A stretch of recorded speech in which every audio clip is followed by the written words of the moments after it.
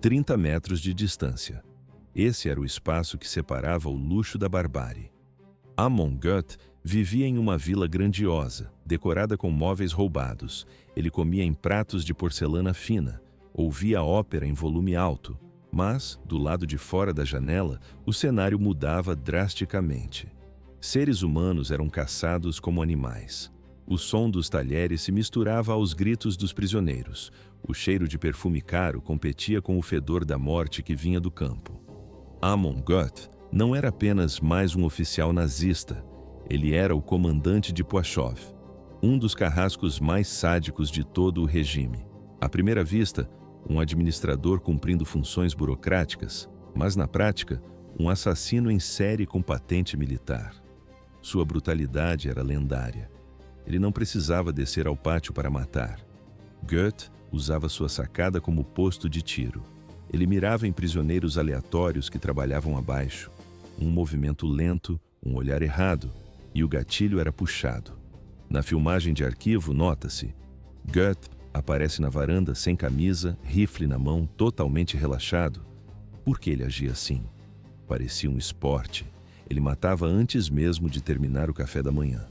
Mas isso era apenas o começo. O poder absoluto cegou o comandante. Seu fim não teve glória.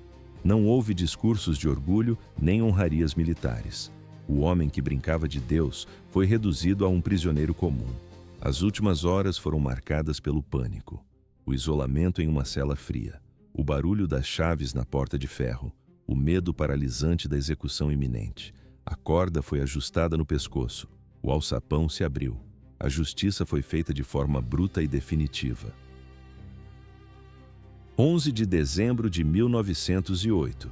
Essa foi a data de início de uma vida que terminaria em infâmia. Amon Göth nasceu em Viena, na Áustria. A família era respeitável.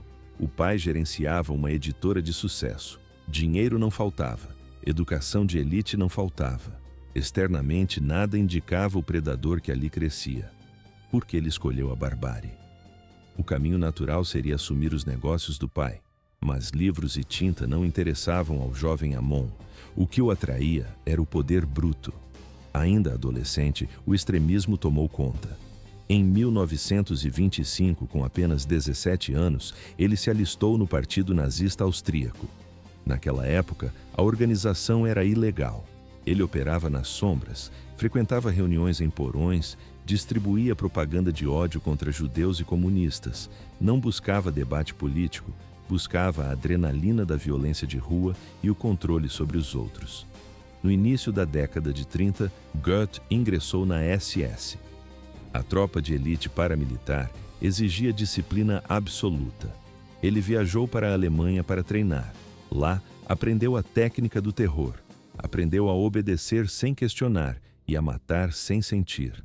Trabalhou na inteligência, espionando vizinhos, entregando inimigos do partido. 1938 mudou tudo. A Alemanha anexou a Áustria. O partido tornou-se a lei. Göth saiu da clandestinidade. Sua carreira disparou.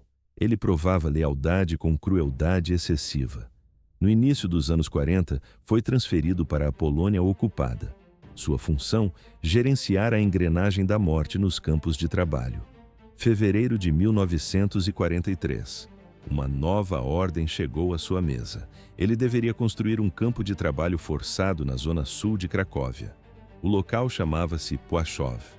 O objetivo era esvaziar o gueto de Cracóvia, onde 15 mil judeus viviam empilhados desde 1941. Mas isso era apenas o começo. O plano não era realocar, era exterminar. 13 de março de 1943. A data ficou gravada na memória de quem sobreviveu. O gueto seria liquidado. Amon Göth comandou a operação pessoalmente. Ele transformou uma ação militar em um massacre público. Não houve organização, houve caçada. Os homens da SS invadiram rua por rua. Botas arrombavam portas. Famílias eram arrastadas para fora pelos cabelos. Quem resistia, morria na hora. Quem parecia fraco, morria na hora. Nota-se nos relatos. A brutalidade era gratuita. Bebês foram arremessados de varandas contra o calçamento. Idosos, incapazes de andar rápido, foram jogados em caminhões como carga e despejados em valas comuns. 2.000 pessoas foram assassinadas apenas naquele dia. O sangue escorria pelas sarjetas de Cracóvia. Os sobreviventes aptos ao trabalho foram enviados para Płaszów. O local escolhido era uma afronta final. O campo foi erguido diretamente sobre 2 cemitérios judaicos históricos, o Novo Cemitério e o Velho Cemitério de Podgórze. À primeira vista, uma obra de engenharia, mas na prática, profanação sistemática. Goethe ordenou que as lápides fossem arrancadas. Ele não as destruiu. Ele as usou para pavimentar as estradas do campo. Os prisioneiros eram forçados a marchar todos os dias sobre os nomes quebrados de seus próprios ancestrais. Era tortura psicológica fundida com trabalho escravo. O campo operava como uma máquina de moer gente.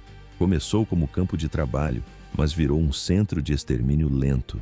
No final de 1943, Płaszów mantinha entre 25.000 e 30.000 pessoas. Judeus de Cracóvia, famílias ciganas, prisioneiros políticos poloneses. As condições desafiavam a sobrevivência. Comida escassa, água contaminada, nenhum medicamento. Ouve-se apenas o som de execuções diárias e o silêncio da exaustão. As pessoas morriam de tifo, de fome ou por capricho do comandante. Em Płaszów, a vida humana valia menos que uma bala.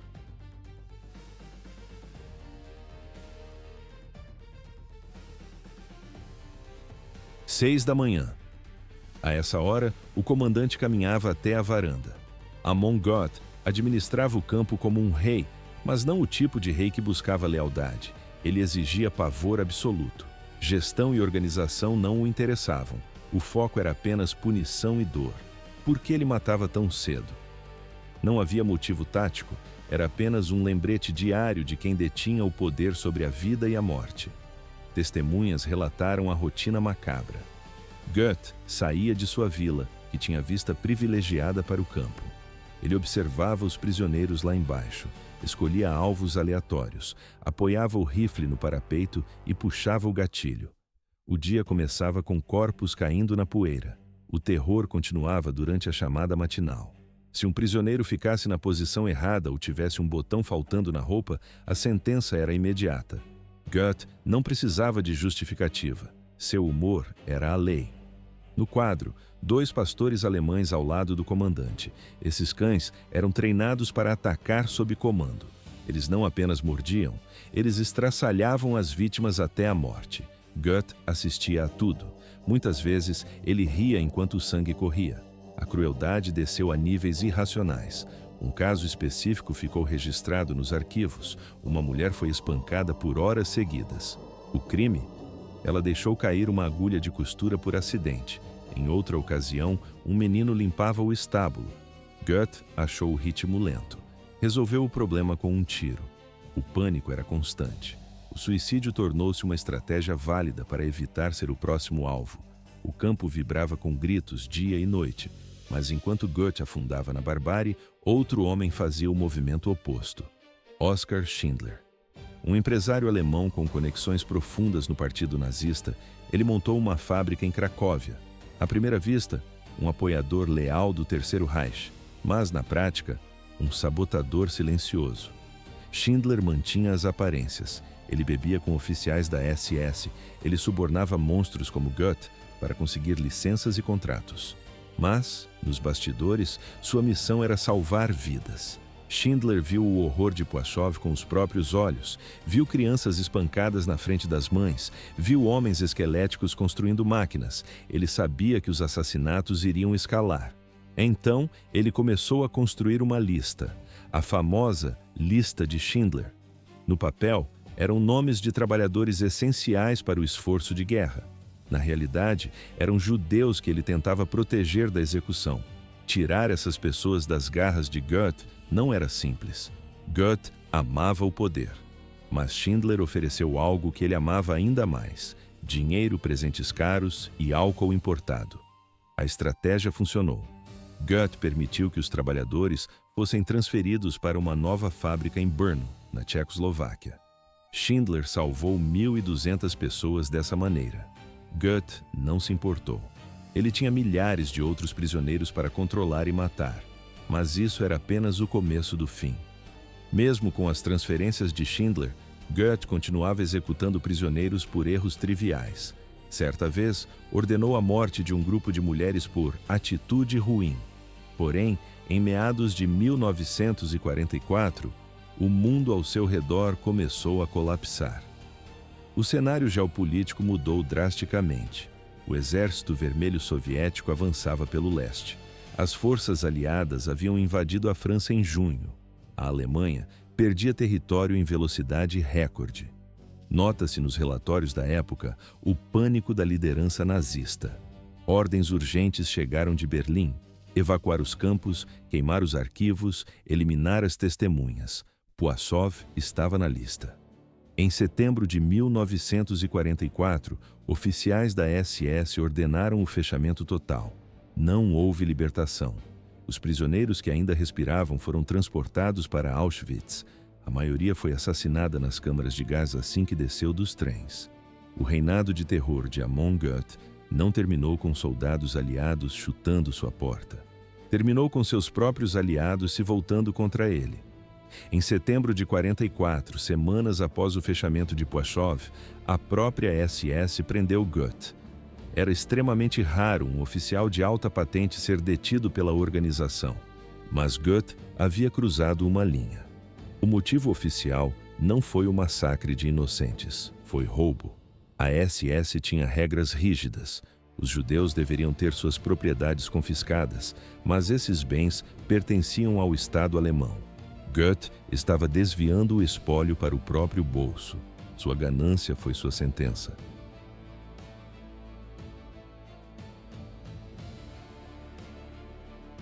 Ouro, joias, mobília e obras de arte. Todo esse patrimônio deveria, por lei, ir para os cofres do Estado alemão. Mas Amon Goethe desviava cada grama para si mesmo. Os investigadores vasculharam sua vivenda em Poassov e encontraram um depósito particular de itens saqueados. Goethe acumulou tesouros roubados diretamente dos prisioneiros. Havia talheres de prata polida, havia tapetes persas pesados, havia roupas de tecidos finos que pertenceram a famílias judias inteiras. Mas o roubo era o menor dos problemas. Porque a própria SS decidiu investigar um de seus comandantes, a corrupção era comum, mas a loucura era um risco inaceitável. À medida que os investigadores internos aprofundavam o inquérito, surgiam relatórios perturbadores. O comportamento de Goethe não era apenas cruel, era desequilibrado. Oficiais subordinados o descreviam como mentalmente instável, um perigo real até para seus próprios homens. Os relatos descreviam oscilações de humor violentas e repentinas, tiroteios aleatórios contra alvos invisíveis, explosões de fúria que fugiam até mesmo da distorcida lógica nazista. A solução foi retirá-lo do comando. Ele foi enviado para um hospital psiquiátrico militar em Bad Tölz. O diagnóstico médico foi rápido e seco: psicose e sinais claros de transtorno de personalidade. Goethe foi colocado sob supervisão médica estrita, totalmente cortado da cadeia de comando da SS. À primeira vista, um oficial em repouso médico, mas na prática, um prisioneiro de sua própria insanidade. Enquanto o mundo queimava lá fora, o carrasco de Poassov permanecia sentado em um quarto trancado. Não por crimes de guerra, mas porque os próprios nazistas perderam o controle sobre ele. Ele esperou em silêncio enquanto o Reich desmoronava. 13 de maio de 1945. Apenas 5 dias após a rendição alemã, as forças americanas entraram em Bad Tölz. Goethe ainda estava lá. Inicialmente, ele era apenas mais um oficial da SS encontrado na área, misturado aos demais. No registro visual, nota-se um homem obeso com um uniforme desgrenhado e olhar baixo. Ele não parecia o comandante que gerenciou uma fábrica de morte, parecia deprimido. Mas esse disfarce caiu rápido. Assim que o interrogatório começou, a verdade veio à tona. As autoridades polonesas já compilavam listas de criminosos de guerra há meses. O nome de Amon Goethe estava no topo da lista de procurados. Sobreviventes de Poassov haviam fornecido depoimentos exaustivos, descreveram cada crime. O rosto dele era conhecido, suas ações estavam documentadas. Após confirmar a identidade, os americanos não perderam tempo. Transferiram Goethe para os oficiais poloneses. A prisão foi decretada no ato. Julho de 1946. Ele voltou para Cracóvia. Desta vez, não havia desfiles nem honrarias. Goethe chegou sem uniforme, sem patente e acorrentado. O destino era a prisão de Montelupich. À primeira vista, apenas um edifício de tijolos comum. Mas na prática, o antigo centro onde a Gestapo torturava combatentes da resistência. A ironia era palpável. As mesmas celas que ouviram os gritos dos patriotas poloneses agora prendiam um dos carrascos do regime. O caçador virou a presa. 27 de agosto de 1946. O julgamento começou. O Tribunal Nacional Supremo estava lotado. Não cabia mais ninguém na sala. Sobreviventes, jornalistas internacionais e oficiais do governo se espremiam nos bancos de madeira. O ar estava pesado. O cheiro de cigarro e suor preenchia o ambiente. Todos queriam ver o rosto do homem que causou tanta dor com tanta indiferença. As acusações eram brutais. Assassinato em massa de civis, tortura sistemática, execuções sem julgamento, crimes contra a humanidade. Não eram apenas palavras, eram 31 acusações específicas. Cada uma apoiada por testemunhas oculares, registros nazistas apreendidos e fotos tiradas durante as operações no campo. Na filmagem do tribunal, nota-se: as mãos das testemunhas tremem enquanto seguram o microfone. Sobreviventes de Poissov subiram ao estrado. Os relatos eram gráficos. Alguns descreveram ver Goethe atirar na cabeça de prisioneiros apenas por andarem devagar demais. Outros falaram sobre os cães. Goethe ordenava que os animais estraçalhassem os corpos dos detentos ainda vivos. Uma mulher narrou uma cena específica. Goethe espancou um prisioneiro com uma barra de ferro. Ele golpeou com tanta força que a vítima morreu no local, no chão de concreto. Depoimento após depoimento, a imagem se formava. Não era apenas um soldado cumprindo ordens, era um homem que sentia prazer no ato de matar. Porque o réu não demonstrava medo? Parecia entediado com o processo, mas a arrogância era sua única defesa restante. Goethe mostrou pouca emoção. Às vezes dava um sorriso de canto, às vezes olhava fixamente para o vazio. Nunca pediu desculpas, nunca admitiu culpa. Ele insistiu na velha narrativa, estava apenas seguindo as regras da guerra. Mas isso era apenas uma ilusão. A câmera registra pilhas de documentos sobre a mesa dos promotores. O tribunal tinha os papéis, ordens de execução assinadas pelo próprio punho de Goethe. A burocracia nazista, que ele tanto prezava, agora servia como prova irrefutável de seus crimes. Não havia saída. 5 de setembro de 1946. O julgamento durou apenas 9 dias. O veredito chegou rápido, culpado em todas as acusações. Os juízes não hesitaram. A sentença foi lida em voz alta e clara: morte por enforcamento. No quadro, o réu ouve a tradução da sentença sem se mover. Informaram que ele tinha exatamente 7 dias de vida. Acabou. O homem que sorria enquanto puxava o gatilho finalmente enfrentava o julgamento. Pela primeira vez em anos, ele não estava no controle. –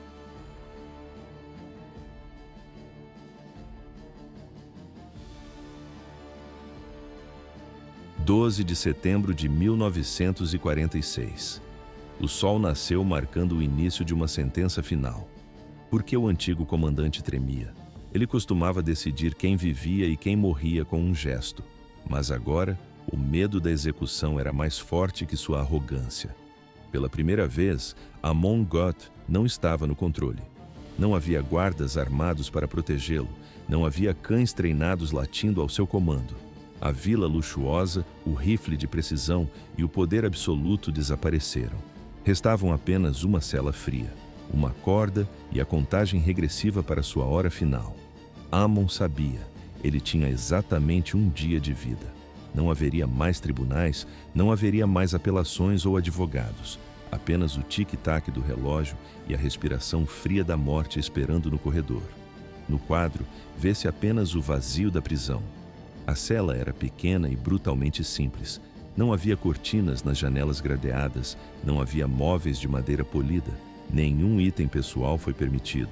Havia apenas uma cama com armação de metal enferrujado, um colchão fino cheio de palha seca, um cobertor de lã cinza áspero. No canto, um único balde sanitário exalava o cheiro de confinamento. À primeira vista, uma prisão comum, mas na prática, o palco de uma ironia cruel. Era o mesmo bloco onde os nazistas torturavam prisioneiros poloneses anos antes. Agora, as paredes de pedra prendiam o próprio torturador. O ar estava úmido e pesado. O mofo subia pelos cantos das pedras frias. O teto gotejava ritmicamente quando chovia lá fora. Goethe mal se movia naquele espaço apertado. Mas o isolamento físico era o menor dos seus problemas. Ele não comia desde o dia anterior. A última refeição foi deixada de lado com desprezo. Uma tigela de sopa de batata fria, um pedaço de pão velho e duro. Tudo permaneceu intocado na bandeja de metal. Relatórios dos guardas registram. O prisioneiro passou a noite andando. Ele caminhava de um lado para o outro na cela estreita. Murmurava palavras desconexas sob a respiração. Às vezes, sentava-se e enterrava a cabeça nas mãos trêmulas. Outras vezes, ficava estático. Encarava a parede cega por longos minutos. Aquele homem não parecia o comandante de Plazov. O uniforme impecável da SS, cortado sob medida, desapareceu há muito tempo. Em seu lugar, uma camisa de prisioneiro larga pendia sobre a pele suada. A câmera registraria uma mudança drástica. O homem que desfilava pelo campo de concentração como um caçador intocável agora estava inchado. Sua pele estava pálida, quase translúcida. Os anos após a prisão adicionaram peso ao corpo, mas drenaram a vida do rosto. Seus olhos estavam fundos em olheiras escuras. As mãos tremiam sem parar. Ele mal lembrava a figura autoritária que os sobreviventes descreveram no tribunal. Mas o terror que ele plantou ainda estava vivo naquelas memórias. O tempo corria contra ele. Por volta das 6 da tarde, a porta de ferro se abriu. Um padre católico foi escoltado para dentro da cela. A missão era clara: oferecer a confissão final e a extrema unção antes do enforcamento. O padre falou baixo, quase sussurrando. Goethe apenas acenou com a cabeça. Ele disse muito pouco. Não houve choro. Não houve gritos de arrependimento, mas seus olhos nunca subiram, nem uma única vez. Ele manteve o olhar fixo no chão de concreto sujo. Parecia evitar qualquer julgamento, divino ou humano. Alguém perguntou se ele tinha um último desejo. O pedido foi simples e mundano. Um cigarro. Um pequeno copo de conhaque. Os guardas trouxeram ambos imediatamente. Ele segurou o cigarro entre 2 dedos que não paravam de tremer. Acendeu o fumo, mas mal tragou. Observa-se a fumaça subindo lentamente em direção ao teto úmido. Ele deu apenas um gole no conhaque. O líquido queimou a garganta, mas ele colocou o copo no chão. Ficou lá, inacabado, ao lado do balde sanitário. Naquela noite, a vigilância foi constante. A luz da cela permaneceu acesa, ferindo os olhos. Goethe nunca se deitou no colchão de palha. Ele nunca tentou dormir. Apenas sentou na beira da cama, rígido como uma estátua, olhos arregalados, respiração alta e rápida, como um homem ouvindo passos que se aproximam a cada segundo. –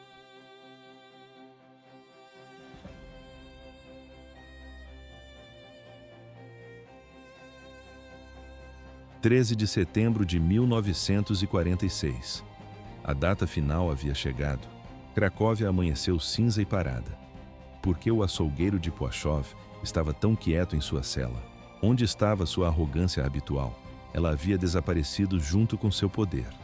Eram 5 da manhã quando o guarda entrou. A chave girou, mas Goethe nem levantou a cabeça. Ele estava sentado, curvado para a frente, com os braços pesados apoiados sobre os joelhos. Na câmera, nota-se. O suor escorre pela testa, os lábios estão rachados e secos. O medo físico era visível. Ordenaram que ele ficasse de pé. Ele não discutiu. Ele se levantou devagar. Parecia precisar convencer as próprias pernas a funcionarem. As costas estavam curvadas. A respiração vinha em rajadas curtas e superficiais. Era o retrato do pânico. Os guardas entregaram a roupa que ele usaria na forca. Depois, ele foi levado a uma pequena pia para se lavar. A água fria não mudou sua expressão. 6 da manhã. A equipe de execução preparava o terreno do lado de fora. Uma pequena multidão começou a se formar. Eram ex-prisioneiros de Płaszów, juízes poloneses e oficiais do governo. Alguns seguravam fotografias, eram rostos de familiares mortos no campo. Ninguém dizia nada. O silêncio daquelas pessoas pesava mais que qualquer grito. Dentro da prisão, os guardas algemaram Goethe. Suas mãos tremiam descontroladamente. Ouve-se o som metálico. As algemas de ferro batiam uma na outra e tilintavam a cada movimento. Um dos guardas precisou segurar firmemente seu cotovelo. Sem esse apoio, ele teria tropeçado. À primeira vista, o outrora temido comandante, mas na prática, um homem à beira do colapso físico. Um caminhão militar coberto esperava lá fora. O destino era o próprio local de seus crimes, Płaszów. A viagem foi absoluta e mortalmente silenciosa. Goethe não falou uma palavra. Seus olhos fitavam o vazio, vidrados. Os guardas olhavam estritamente para a frente. Não havia volta. 7h15 da manhã. O caminhão parou nas ruínas do campo de concentração. Não restava quase nada no local. Em 1944, os nazistas haviam explodido a maior parte das estruturas. Tentaram apagar os vestígios do genocídio. O cenário registra: sem torres de guarda, sem cercas de arame farpado, sem blocos de celas. Mas a destruição física não limpou o local. A terra parecia assombrada. Aquele solo havia absorvido o sangue de mais de 10.000 pessoas. Sob a terra batida, ainda estavam os ossos de homens, mulheres e crianças. A geografia da morte permanecia intacta. Uma forca de madeira havia sido erguida na colina. Ficava perto de onde a mansão do comandante costumava ficar. Goethe desceu do caminhão e olhou ao redor. Testemunhas afirmam que ele buscou a casa com os olhos, talvez esperasse vê-la lá, mas ela havia desaparecido. Restava apenas o topo da colina, coberto de ervas daninhas e silêncio. À sua frente estavam vários sobreviventes de Płaszów. Alguns eram apenas crianças quando o viram pela última vez. Agora eram adultos. Eles encaravam o homem que, um dia, decidiu arbitrariamente se eles viveriam ou morreriam. Agora, eles eram as testemunhas do fim dele. 7h45 da manhã. Nessa hora exata, Goethe parou sob a forca. O carrasco ofereceu um capuz preto para cobrir seu rosto. Ele recusou com um gesto seco. Goethe queria encarar o fim de olhos abertos. Por que ele dispensou a venda? Parecia um ato de coragem final, mas o tremor em suas mãos denunciava o pânico absoluto. Na filmagem, nota-se. A testa brilha de suor frio. Os lábios já estão roxos pela falta de oxigênio. Ele travou a mandíbula com tanta força que os músculos do rosto saltaram. Tentava não gritar, mas o medo estava escrito em cada linha de sua expressão. O juiz leu a sentença em voz alta uma última vez. As palavras ecoaram no pátio vazio. O carrasco deu um passo à frente, colocou o laço firme ao redor do pescoço de Goethe. Ajustou o nó atrás da orelha, puxou para garantir a tensão e recuou. O alçapão se abriu com um estalo metálico. À primeira vista, o fim da linha. Mas na prática, um erro técnico brutal. A corda escorregou. Goethe despencou direto no chão de concreto. O laço não segurou o peso. Ele caiu de costas com um som surdo e violento. O carrasco correu para baixo imediatamente. Sangue jorrava da boca do condenado. Ele havia mordido a língua com a força do impacto. Goethe urrou de dor. Por um momento tentou se sentar, apoiando as mãos na terra, mas o corpo falhou. Mas isso não era o fim do processo. O carrasco e 2 guardas o agarraram pelos braços, arrastaram o homem ferido de volta para a plataforma da forca. Desta vez, ele não conseguia ficar em pé sozinho. Foi forçado a se ajoelhar diante da corda. A câmera registra. Os olhos reviram levemente para trás. A respiração sai em assobios curtos e agudos. O segundo laço foi colocado, puxado com mais força. Ele não disse uma palavra. O alçapão se abriu pela segunda vez. Agora, a corda aguentou. O corpo caiu rápido. O pescoço quebrou instantaneamente. Não houve luta, apenas silêncio, seguido pela imobilidade total. Após a execução, o corpo de Goethe foi removido do local discretamente. Não houve exibição pública, nenhuma cerimônia, nenhuma honraria. O cadáver não foi devolvido à família. Em vez disso, foi levado diretamente para um crematório sob controle do governo em Cracóvia. A eliminação precisava ser completa. As cinzas foram descartadas em segredo absoluto. Alguns relatórios indicam que foram espalhadas nas águas do rio Vístula. Outros afirmam que foram simplesmente jogadas em uma vala de lixo, misturadas aos detritos da cidade que ele aterrorizou por anos. Nenhum marco foi colocado, nenhuma cova foi cavada, nenhum registro da localização exata foi arquivado. O homem que acreditava estar acima de toda a vida virou apenas poeira. Ele passou anos tratando pessoas como se não valessem nada. No final, transformou-se exatamente nisso.